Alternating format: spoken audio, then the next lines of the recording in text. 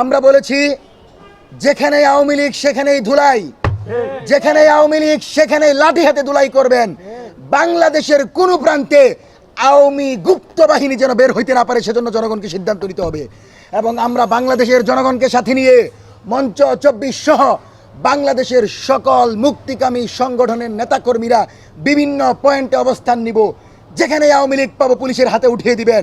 Police এদেরকে গ্রেফতার করে বিচারের মাধ্যমে এদের শাস্তি নির্ধারণ করবে। আমরা সরকারকে বলবো নিজ দায়িত্বে ধানমন্ডি 32, গোপালগঞ্জ, শাহবাগ সহ গুরুত্বপূর্ণ জায়গায় সামরিক অবস্থান রাখেন। আওয়ামী লীগের কোনো সন্ত্রাসী যদি বের হয়, মজুগুন্ডার কোনো বাহিনী যদি বের হওয়ার চেষ্টা করে, হাতের পায়ের রক ভেঙে দিবেন। এদের একটাকেও বাংলাদেশের জমিনে বের করতে দেওয়া যাবে না। কারণ আপনাকে মনে রাখতে হবে, হাসিনা বলেছিল তারেক রহমান, খালেদা জিয়া, বিএনপি এদের একটাকেও ছাড় দিব না। সুতরাং আপনি যদি এদেরকে ছাড় দেন, এরা সবার আগে তারেক রহমানের ঘাড়ে ধরবে, এরা সবার আগে এই সরকার উৎখাতের চেষ্টা করবে এবং 23 তারিখ এই সরকারকে ব্যর্থ করার জন্য আওয়ামী লীগ নামবে। ইতিমধ্যেই পুলিশ বিবৃতি দিয়েছে জনগণ পুলিশের সাথে থাকবে। আমরা মনে করি 23 তারিখ সারাদিন আওয়ামী লীগকে পিটানোর সারাদিন। আওয়ামী লীগ প্রতিহত করুন, বাংলাদেশ রক্ষা করুন। বাংলাদেশ জিন্দাবাদ, ইনকিলাব জিন্দাবাদ। হ্যাঁ, এই লড়াইয়ে আমরা আজীবন লড়ে যাব এবং আমরা মনে করি শহীদ প্রেসিডেন্ট জিয়াউর রহমান থেকে শুরু করে উসমান হাদি পর্যন্ত যারা জীবন দিয়েছেন তারাই হবে আগামীর রাজনীতির চাবিকাঠি। তাদের আদর্শ এবং তাদের যে রাজনৈতিক দর্শন ছিল সেটিকে লালন করেই মঞ্চ 24 আগামীর বাংলাদেশের জন্য লড়াই করবে। বাংলাদেশ জিন্দাবাদ, ইনকিলাব জিন্দাবাদ। ধন্যবাদ সবাইকে। প্রশ্ন থাকলে করে। কমিশনার ত্রিবেদী দেশ বিরোধী বক্তব্য দিয়ে বাংলাদেশ স্বাধীনতা সার্বভৌমত্বকে হুমকির মুখে ফেলেছে। এমন পরিস্থিতিতে বাংলাদেশ সরকারকে দ্রুত সময়ের ভিতর এ বিষয়ে বিবৃতি দিয়ে নিন্দা জানাতে হবে। দ্বিতীয়ত, যেসব মন্ত্রী এমপি বিভিন্ন ধরনের দুর্নীতি ও অনিয়মের সঙ্গে জড়িত হয়ে দেশের বর্তমান সরকারকে প্রশ্নবিদ্ধ করেছে এবং বর্তমান সরকারের ভাবমূর্তি ক্ষুণ্ণ করেছে, তাদেরকে মন্ত্রিপরিষদ থেকে বের করে দিতে হবে। তৃতীয়ত, সরকার বিরোধী ষড়যন্ত্র মোকাবেলায়, দেশ বিরোধী ষড়যন্ত্র মোকাবেলায় জাতীয় পার্টি এবং 14 দলের রাজনৈতিক রচনা করে এদের রাজনৈতিক কার্যক্রম নিষিদ্ধ করতে হবে। চতুর্থ, দুর্নীতি লুটপাটের তথ্য প্রকাশ করার কারণে মেহেদী হাসান ও আশরাফ আলী ফারুকীর বিরুদ্ধে যে মামলা দেওয়া হয়েছে, দ্রুত সময়ের ভিতর সেই মামলা প্রত্যাহার করে নিতে হবে। পঞ্চম, সরকারের বাজেটকে স্বাগত জানিয়ে লুটপাট বন্ধ করে জনকল্যাণের বাজেট ব্যয়ের জন্য সুনির্দিষ্ট পরিকল্পনা উপস্থাপন করতে হবে এবং মোট বাজেটের 5% প্রতিরক্ষা খাতে নির্ধারণ করতে হবে।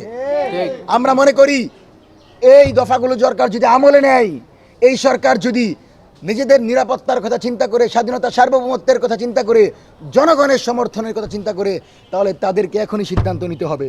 মন্ত্রী পরিষদে চুর বাটপার পাতিগুন্ডাদেরকে বসিয়ে রেখে এই মন্ত্রী পরিষদকে জনগণের মন্ত্রী পরিষদ করতে পারবেন না। আর ভারতকে বলবো, দয়া করে সেই অখণ্ড ভারত নীতির স্বপ্ন ভুলে যান। এই স্বপ্ন যদি দুঃস্বপ্ন হয়, 7 সিস্টার কিন্তু ঠিক থাকবে না। এখনো 7 সিস্টারদের বিরুদ্ধে বাংলাদেশের জনগণের ক্ষোভটা রয়েছে, কারণ তারা জানে আপনারা যে কোনো সময় আমাদেরকে হুমকি দামকি দেন। সুতরাং মনে করেন না যে বাবরের মতো নতুন কোনো বাবর তৈরি হয় নাই। সেজন্য আমরা বলেছিলাম বাবরের পথ ধরো, 7 সিস্টার স্বাধীন করো। এই স্লোগান আপাতত স্থগিত। যদি ভারত আমাদেরকে রংপুরে যে ধরনের হামলার কথা বলছে, ঠিক একইভাবে বিভিন্ন জায়গায় যদি পুশিং করতে চাই, বিভিন্ন জায়গায় যদি তাদের কোনো স্পেস তৈরি করতে চাই, তাহলে এই স্লোগানই সত্য হবে। এবং এই যে ছেলেগুলোকে দেখছেন আজকে যারা এখানে বসে আছে, এদের ভিতর থেকেই সেই ব্যক্তি তৈরি হবে যারা স্বাধীনতা সার্বভৌমত্ব টিকিয়ে রাখার জন্য দিল্লির বিরুদ্ধে অস্ত্র হাতে লড়াই করবে। সুতরাং আমাদের লড়াই ইনসাফের লড়াই। আমাদের আল্লাহর কসম করে বলি ভাই, এদেশের কোনো মানুষ দিল্লিকে পছন্দ করে না। খেলা হইলেও মানুষ চিন্তা করে কখন ভারত হারবে আর আমরা উদযাপন করব। সুতরাং যখনই আপনি ভারত বিরোধী হবেন, যখনই আপনি আধিপত্যবাদের বিরুদ্ধে হবেন, যখনই আপনি দিল্লি নয় পিন্ডি নয় স্লোগানকে বাস্তবায়ন করবেন, তখনই এদেশের জনগণ জিয়াউর রহমানের মতো আপনাকে গ্রহণ করবে। এর বিপরীতে যদি দাঙ্গা তৈরি করেন, জামাত বিএনপির দাঙ্গা তৈরি করেন, এনসিপিকে কুণ্ঠাসা করেন, আওয়ামী লীগকে পুনর্বাসন চেষ্টা করেন, জনবিস্ফোরণ ঘটবে এবং জনবিচ্ছিন্ন হয়ে এই দল ধ্বংস হয়ে যাবে। কিন্তু এই দলকে ধ্বংস হোক এটা আমরা চাই না, কারণ আওয়ামী লীগকে প্রোটেস্ট করার জন্য, আওয়ামী লীগ প্রতিরোধের জন্য বিএনপির চেয়ে বড় কোনো শক্তি নাই। সেজন্য 23 তারিখের কর্মসূচি হবে জামাত বিএনপি সম্মিলিতভাবে লাঠি মিছিলের মাধ্যমে বাংলাদেশের যে কোনো প্রান্তে আওয়ামী লীগকে প্রতিরোধ করবে। ইন্দুরের গর্তের ভিতরে যদি আওয়ামী লীগ লুকায় থাকে, ধরে এনে এদেরকে বিচারের মুখোমুখি করতে হবে।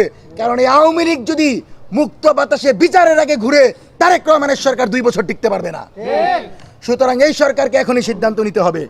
ইসকনের বন্ধু বলে পরিচয় দিয়েছিল, তারা মাদ্রাসা শিক্ষার জন্য কিছু করতে পারে নাই, কিন্তু মিলন ভাইয়ের শিক্ষা মন্ত্রণালয় মাদ্রাসা শিক্ষকদেরকে বিবেচনা করবে, আমরা সেই দাবি জানাচ্ছি।